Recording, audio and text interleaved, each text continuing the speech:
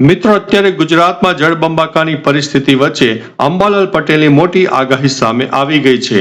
હજુ આફત ટળી નથી. અંબાલાલ પટેલની આવી ગઈ છે નવી આગાહી. હવામાન નિષ્ણાત અંબાલાલ પટેલની આગાહી મુજબ ગુજરાતમાં વરસાદની સિસ્ટમ સક્રિય રહેતા અનેક વિસ્તારમાં હજુ પણ ભારે વરસાદ પડવાની સંભાવના રહે છે. સૌરાષ્ટ્ર અને કચ્છ માટે આ વરસાદ રાહતરૂપ સાબિત થવાની શક્યતા છે.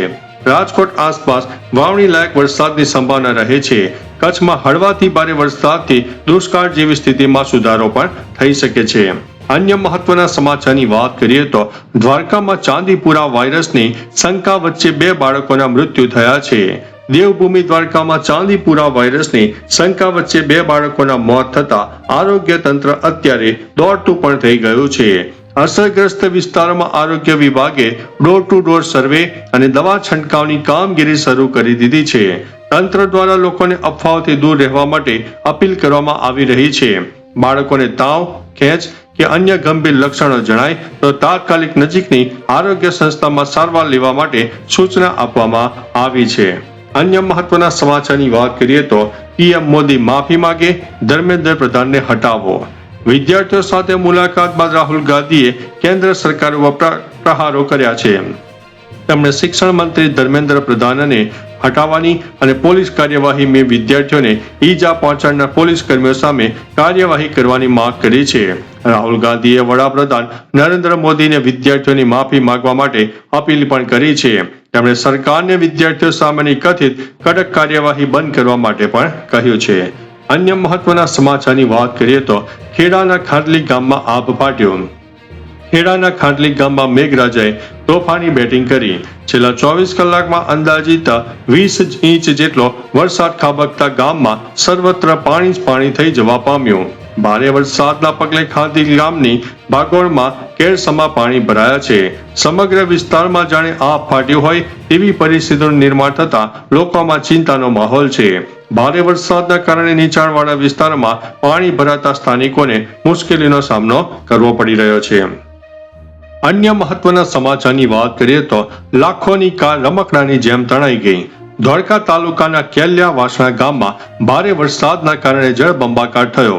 પાણીના પ્રચંડ પ્રવાહમાં કારો રમકડાની જેમ તણાઈ ગઈ. ગામમાં કમર સુધી પાણી ભરાઈ જતા લોકોની હાલત મિત્રો અત્યારે કફોડી બની રહી છે. ચારે બાજુ પાણી ભરાવાથી ગામ સંપર્ક વિહોણું બની ગયું છે. રસ્તા બંધ થતા વાહન વ્યવહાર પણ ખોરવાયો છે. વરસાદ બાદ વીજળી પણ ડોલ થઈ જતા ગામમાં અંધારપટ છવાઈ ગયું છે. અન્ય મહત્વના સમાચારની વાત કરીએ તો બાંગ્લાદેશના રાષ્ટ્રપતિનું રાજીનામું. બાંગ્લાદેશના રાષ્ટ્રપતિ મોહમ્મદ શહાબુદ્દીને પોતાના પદ પરથી રાજીનામું આપી દીધું છે, જેને તાત્કાલિક અસરથી સ્વીકારી લેવામાં આવ્યું છે. તેમને પૂર્વ વડાપ્રધાન શેખ હસીનાના નજીકના સહયોગી માનવામાં આવતા હતા અને તેમની રાષ્ટ્રપતિ પદે નિમણૂક પણ શેખ હસીનાના કાર્યકાળ દરમિયાન થઈ હતી.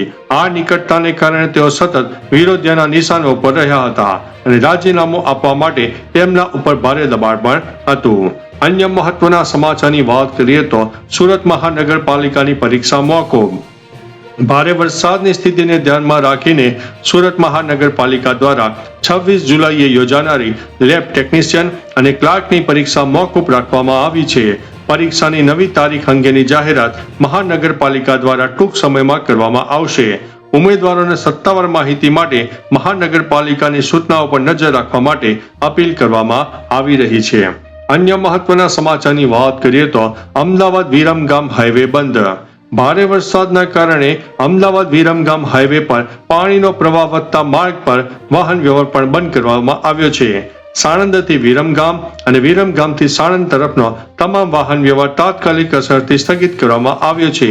સલામતીના કારણોસર તંત્રએ વાહન ચાલકોને હાલ આ માર્ગ પરથી પસાર ન થવા માટે અપીલ કરી છે.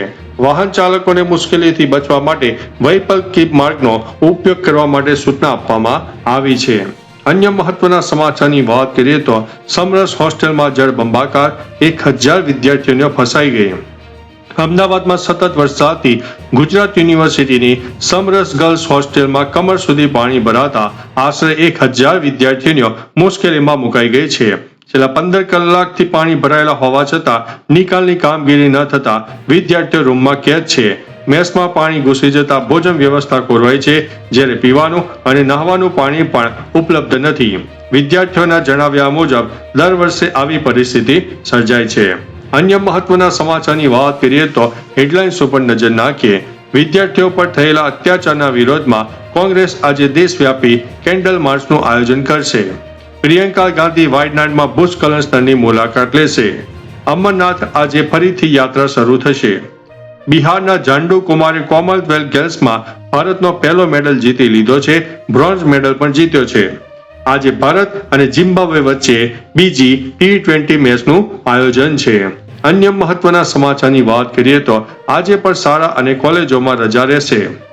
રાજ્યમાં ભારેથી અતિભારે વરસાદના કારણે પરિસ્થિતિ અત્યંત ગંભીર બની રહી છે. સતત વરસી રહેલા વરસાદના કારણે અનેક નીચાણવાળા વિસ્તારો બેટમાં ફેરવાઈ ગયા છે અને સામાન્ય જનજીવન ઉપર તેની મોટી અસર થઈ જવા પામી છે. વિદ્યાર્થીઓની સુરક્ષાને ધ્યાનમાં રાખીને તંત્ર દ્વારા આજ રોજ પણ તમામ શાળાઓ અને કોલેજોમાં રજા જારી કરવામાં આવી છે. સ્થાનિક પ્રશાસન દ્વારા લોકોને ઘરમાં રહેવાની અને હેલ્પલાઇન પર સંપર્ક કરવા માટે અપીલ કરવામાં આવી છે. તો ચાલો મિત્રો, ફરીથી દેશ અને દુનિયાના સુપરફાસ્ટ સમાચાર લઈને મળતા રહીશું. ત્યાં સુધી અમને રજા આપશો. નમસ્તે.